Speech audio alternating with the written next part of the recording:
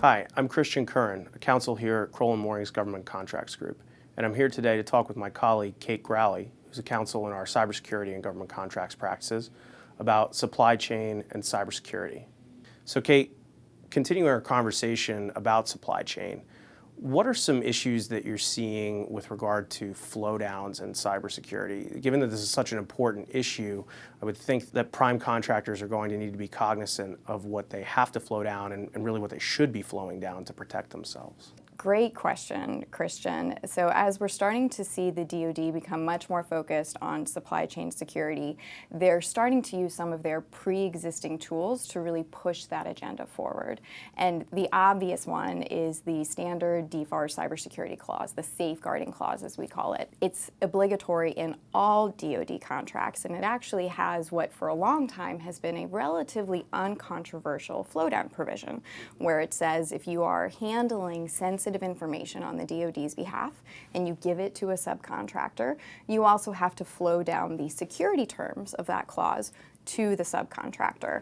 The clause has actually been revised several times over the years, and that language in the flow-down provision has remained relatively untouched until recently. There's been a slew of DoD memoranda that many are arguing is trying to reinterpret the terms of that flow-down provision to say you don't just need to flow down the clause and then ensure that your subcontractor accepts that term. Instead, you also need to ensure that your subcontractors are in fact complying with those terms, which is a much more onerous and complicated undertaking than merely managing the terms of your contract. And coincidentally, we saw that slew of memoranda start to come out just months after the Deliver on Compromise report was published. Right, so as we talked about in our last sit down, it really goes to show how quickly those recommendations for Deliver on Compromise are being implemented. Definitely. So we talked in both sessions about the DoD space a lot. Are you seeing similar things happening in civilian agencies? So in a word, yes, we're actually starting to see a whole of government approach to supply chain security, but the interesting thing is that it's slightly different than what we've been seeing the DoD do through its Deliver on Compromise initiative. So to unpack that a little bit, at the end of last year, the Secure Technologies Act was passed into law, and what that did was it gave the government the authority to actually ban certain companies or their products from being used in government telecommunications networks or information technology systems, and importantly, that includes the IT systems of contractors who are handling sensitive government information.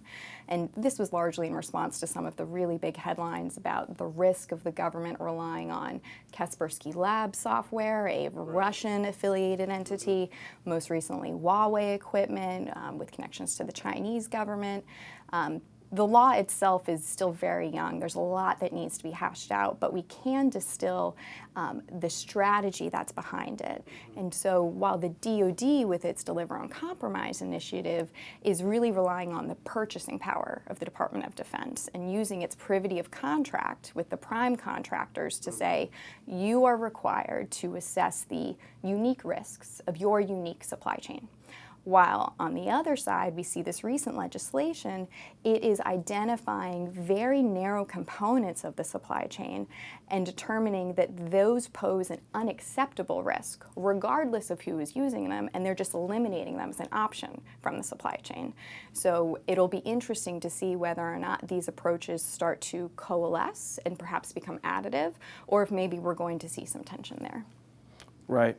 Yeah, and it just goes to show that this is really just constantly evolving right now with new things coming out, weekly, almost daily from the Pentagon and other agencies. It's certainly a very active area. Great. Well, thanks for talking to me about this today, Kate. This has been very informative. Absolutely. Thanks, Christian.